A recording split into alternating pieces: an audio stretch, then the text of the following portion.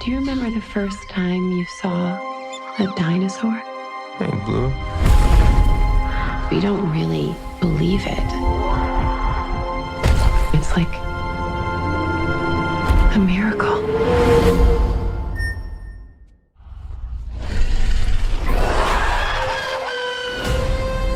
You know you can't stay here. Hasbro, Kenner, all of that is in the past.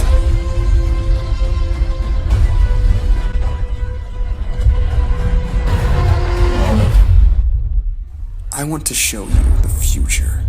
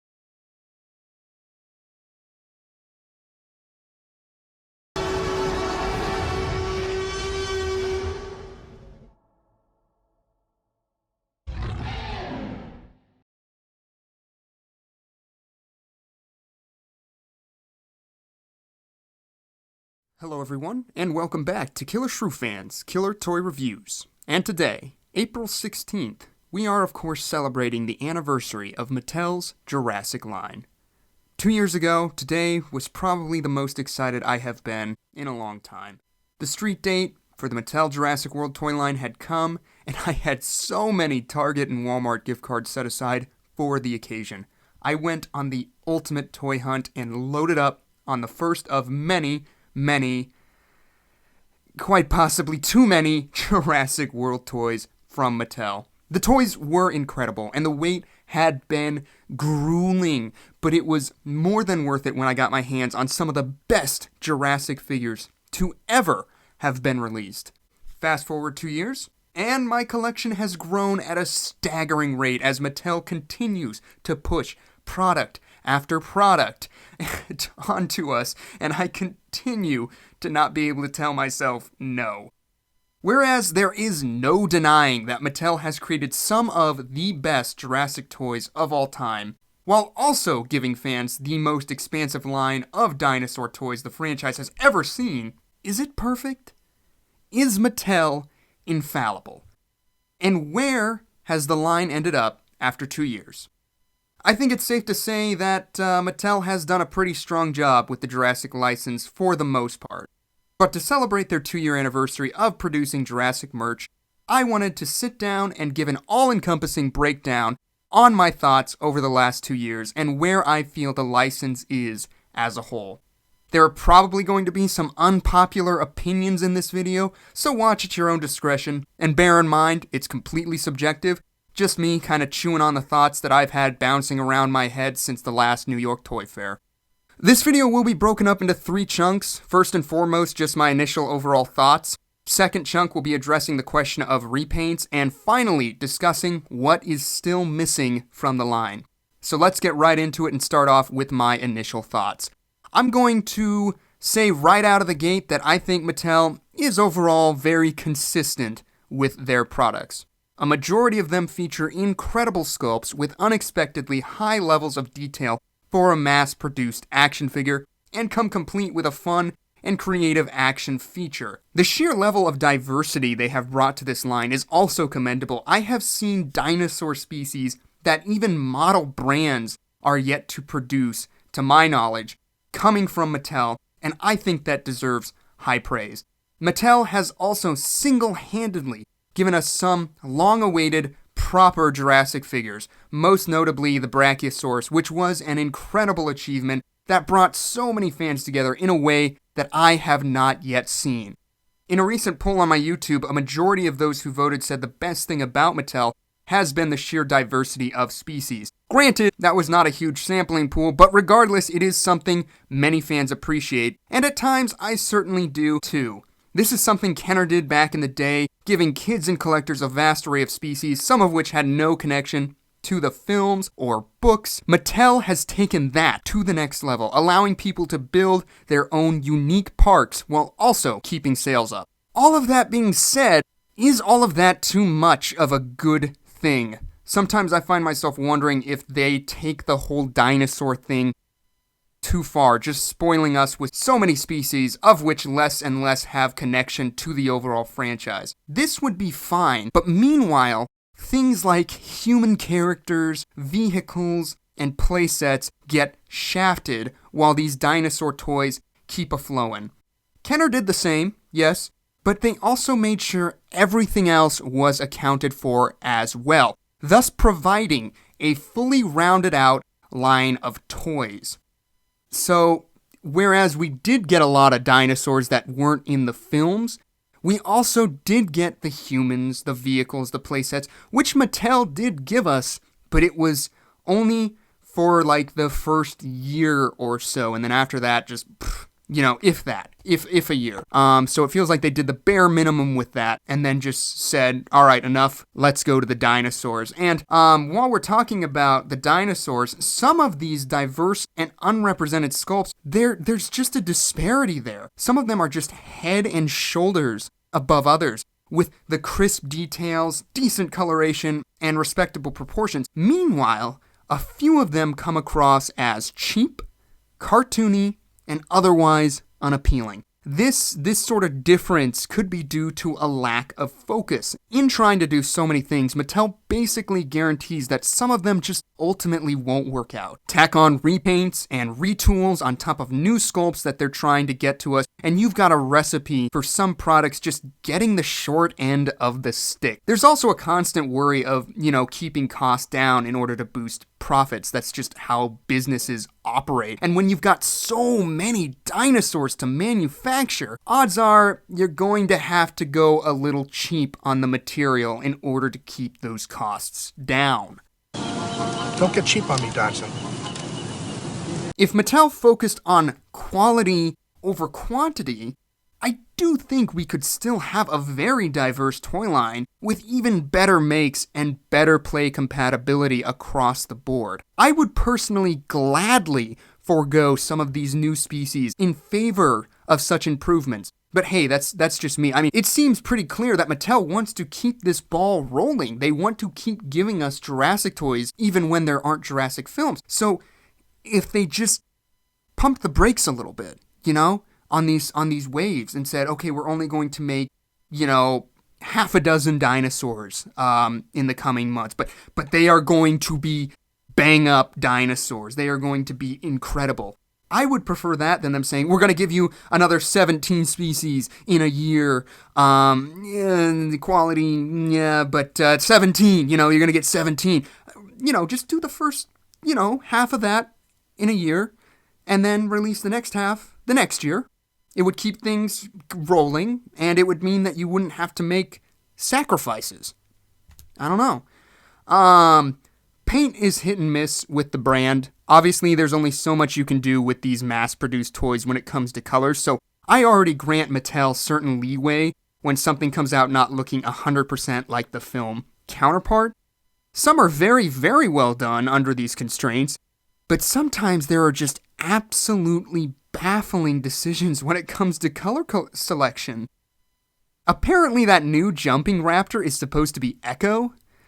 Okay, how did we manage to get even further from her color scheme on the $10 figure than on her, $6, $8 attack pack offering? We're also yet to see a proper trike, even though they've come so close on a few, which just makes no sense to me how they can be so close, yet so far. And don't even get me started on the Delta attack pack. Ugh, at least they're correcting that with the Savage Strike version. We'll talk more about color choices in the repaint section, but for a majority of the film canon offerings, I have been, by and large, satisfied with the paint apps and paint choices. As far as the paint quality itself goes, there was a fair number of paint slops in the earlier run, particularly on the smaller dinosaurs and humans, and I would say most notably on the larger dinosaurs, the Stegosaurus. I saw a lot of those with the eyes just being off. I do think that the Dino Rivals were probably the worst in terms of paint blemishes. Just the number of Styracosauruses. Oh my gosh, I kicked myself for this, but I put back so many of those Styracosaurus models because they had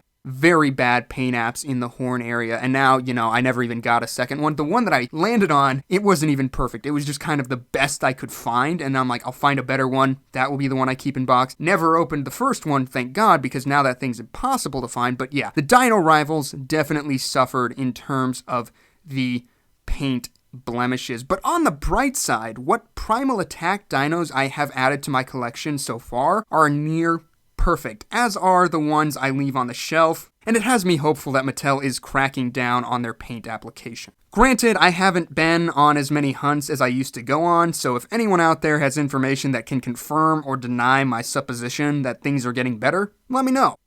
As far as the overall quality goes, some builds are obviously better than others, but I personally haven't noticed too many issues within my own collection.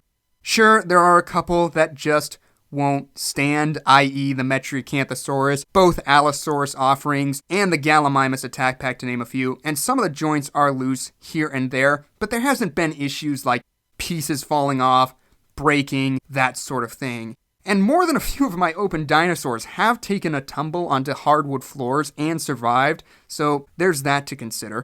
That being said, I cannot bury my head in the sand and ignore the more aggressive quality control issues and decisions that I have seen and heard about. I encountered many a grab and growl Indoraptor with broken arms. My Suchomimus arrived broken. My second Thrash and Throw has issues triggering its upper roar, and I even found one in the wild that would not open its jaws when activated. I don't know if ones with defective action gimmicks in stores come shipped already broken, or if kids testing them out on the shelves caused these defects, but either way, it shouldn't be happening. These things should be manufactured with enough resilience to survive shipping, and if kids soft testing the toys in the box causes them to break, it's not gonna hold up in the long run, which is also not ideal for a toy. I have also seen many Jurassic toys on eBay with broken extremities, leading me to believe that they did not hold up to rough play. And speaking of wear, a select few of my dinosaurs, looking at you, Legacy Spinosaurus, have loosened over time. I don't play with them, I only move them when I'm rearranging, dusting, or using them in comparison videos. And to have things like joints wearing down over time happen to a static model is a bit annoying, and I can't imagine how they would hold up to excessive use. Again though, I am yet to see any issues with the Primal Attack line in this regard. We might be too early into the game, but we can hope that Mattel have addressed these issues from the past two lines. A few other things that I'm still noticing that bug the crap out of me. The sounds in the dinosaurs, the roarivores, the sound strike, that sort of thing. Even with all the retools, repaints, what have you, they are still using improper sounds. I swallowed it the first time. Like the first wave, the Fallen Kingdom stuff, I'm like, okay, T-Rex roar, okay, whatever, maybe they don't have the sound bites for these new ones yet, I can accept it, the movie's not out yet, what have you. Dino Rivals rolls around. Repaints come of the Roarivores, hasn't been addressed. Sound Strike is here now.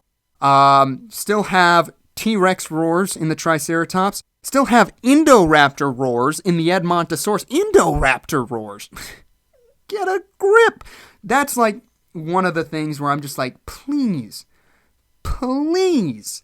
in the next year, make sure you are getting some good sounds for your toys. I could accept it to a point. Now it's just, yeah, you're not improving on that formula. I would say with all of that out of the way, distribution is still arguably the biggest issue with these toys. You can bellyache about the paint jobs, the qualities, the sculpts, the sound effects, all of that, all you want, but it doesn't mean a thing if they don't wind up in the hands of consumers. Obviously, there was the debacle with the Spinosaurus, and even when Mattel tried to give us a second version of that sought-after sculpt, the battle damage offering has become impossible to find as well. Obviously, Target did not handle the line well, but it does ultimately come back to Mattel to ensure that people can get their hands on their products. There has also been many a model that just goes missing or only make it to a couple places. The latest battle damage line, Canada only to my knowledge. Legacy Dilophosaurus and Jumping Raptor, canceled. Triceratops repaint, never saw it. Not that we need it, but never saw it. Destructosaurus, hit and miss. John Hammond, one of the most awaited Jurassic figures in history, right up there with the Brack, a Comic-Con exclusive or a super marked up Entertainment Earth item. I also don't know what's worse, certain products going missing or people elsewhere just not being able to get a lot of these. I mean, when we miss out on a product, everyone loses, but when someone else gets something that someone else doesn't, it kind of makes the other collectors feel a bit glum. I can understand how a lot of people outside the States feel because of the Spino incident. I mean, we're pretty lucky here in the States. We get most of the stuff, but that doesn't mean everywhere else gets it as good. So I can't say that I do know how other collectors feel, but I can get it because of the Spino incident. Like, I saw that incident and I'm like, that's how they feel all the time. And I don't like it, and I don't think anyone should have to feel that way. So yeah, it is a shame. Everyone should be able to enjoy all of the toys from Mattel that they want to. Everyone in the world has the right to enjoy these animals. All of that being said, I do think Mattel is doing a decent job when it comes to producing a wide variety of dinosaur toys. Dinosaurs being the key word there. More on that later, but I have appreciated most of their offerings up till now. Now for that big question for those disappointed by the sheer number of repaints and retools. Why all the recycling? It needs to be reaffirmed that repaints are not new to the Jurassic line. Several Kenner and Hasbro products received this treatment, and with the sheer amount of products Mattel have given us, it should come as no surprise that repaints and repacks and retools are part of that. These products are ultimately cheaper to produce since the mold has already been made, and sales of these figures help offset costs of the many new designs that Mattel is giving us. They are essential to a line as long-lasting and diverse as this, especially if that line is coasting between film releases like Jurassic currently is. So yes, repaints are a mainstay to any toy line and are especially important to Jurassic. It is also nice to be able to build herds and packs with different unique dinosaurs, so the selection is always appreciated. All of that being said, I do think there can and should be a rhyme and reason to it. Whenever I make these videos and I call out a repaint I dislike, it's not necessarily because I hate the idea of repaints and I don't understand their importance. My issue with repaints comes when a mold is overused and or the colors serve little or no purpose. Case in point, the Triceratops.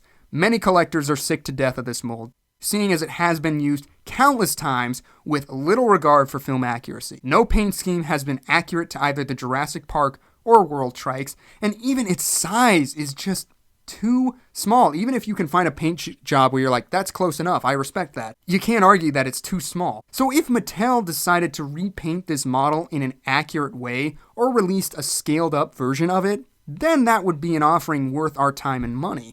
However, Mattel just continues to push unrelated paint schemes on this and several other molds. I would also like to see Mattel put effort into providing repaints and retools to models that are even harder to find, and to their credit, they did that with the upcoming Styracosaurus and last year's Spinosaurus, like I said, but even that model is obsolete again after the holiday season, so I think yet another version of it would be welcomed with open arms. Stop using the Triceratops sculpt. Don't bother doing repaints of models that have literally just been released. Look at the models that are now impossible to find due to limited distribution and repaint or retool those so that everyone has a chance to get those species. I guarantee you, more people are apt to buy a repainted Dimetrodon than they are another Pteranodon, and those profits would help with costs handsomely.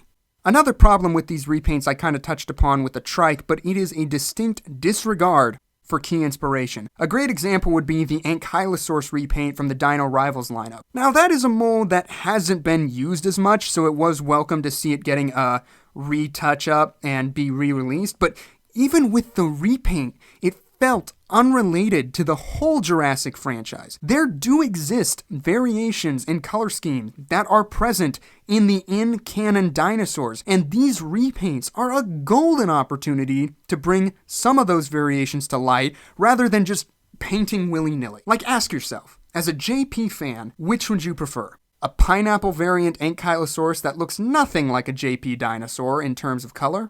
Or a repaint with the color scheme of the JP3 male Ankylosaurus? Tough choice.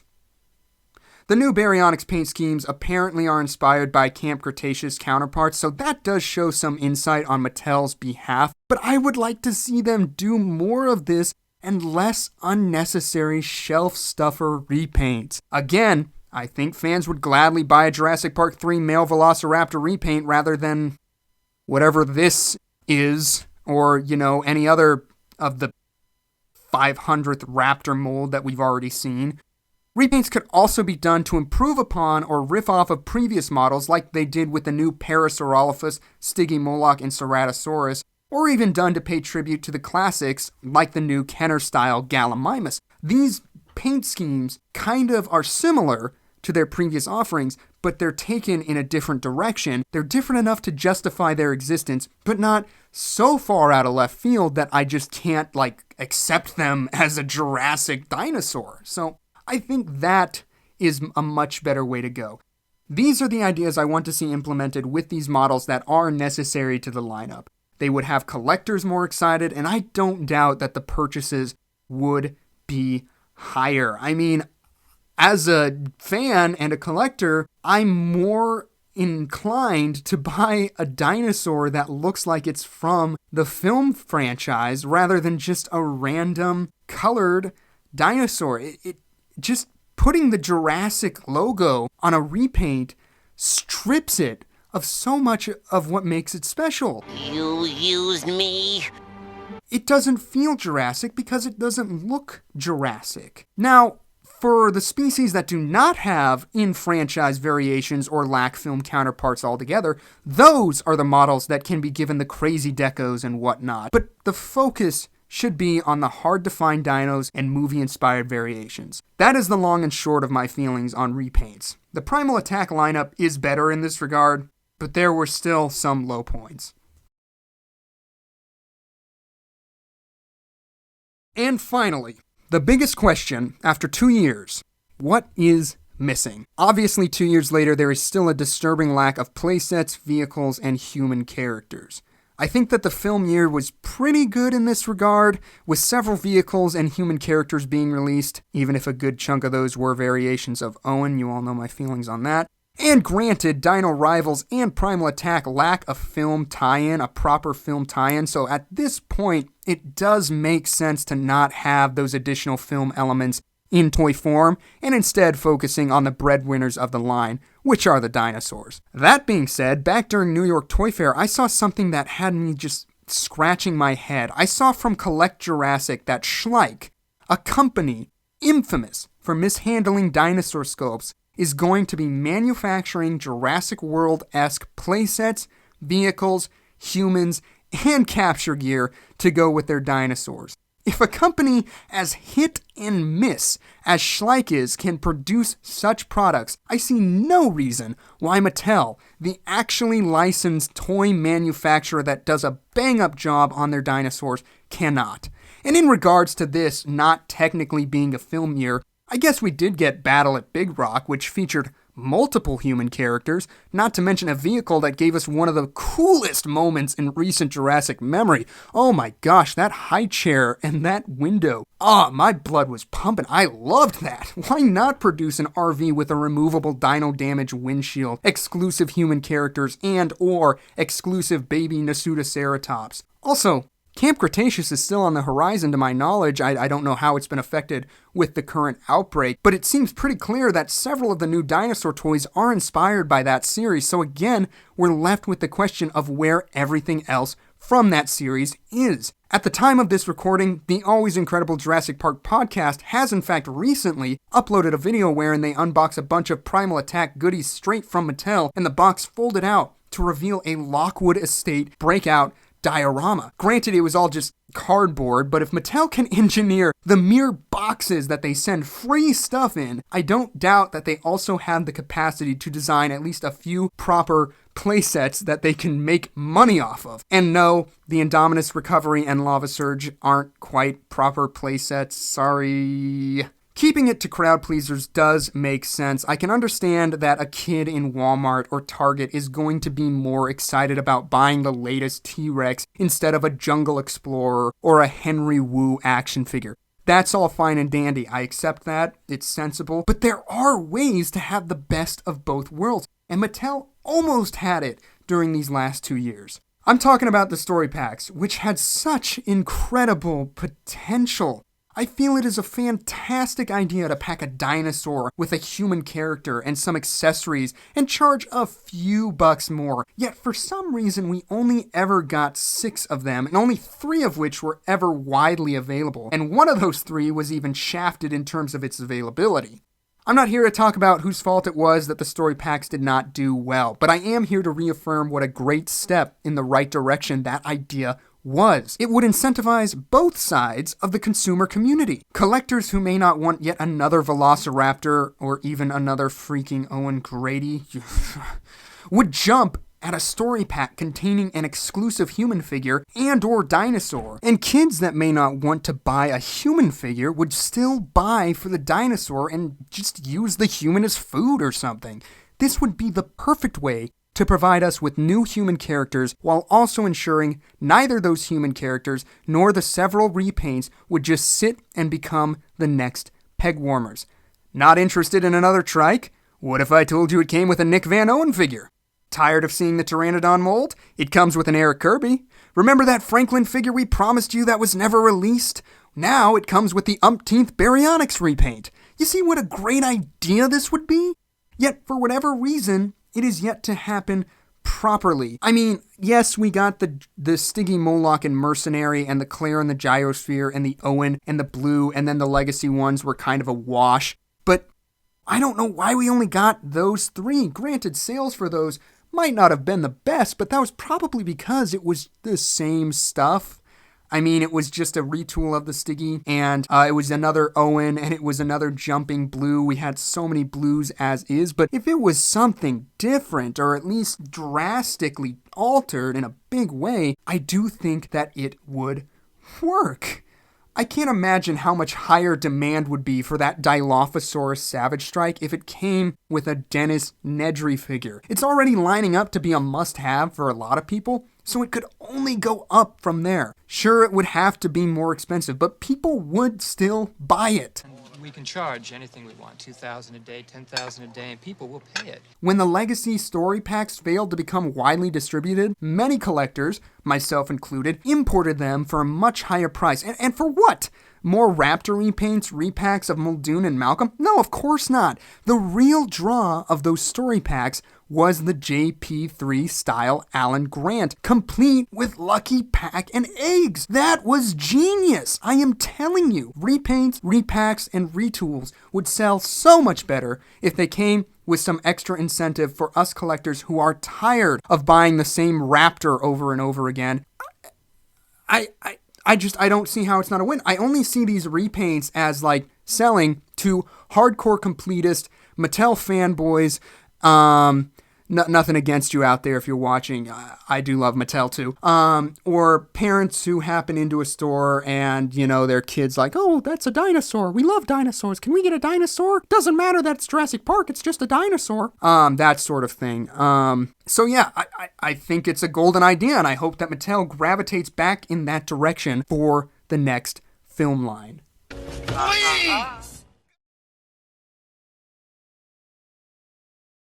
Now, listen, if you're watching this and you've made it this far, thanks for sticking with me, by the way, I don't want you to get it twisted.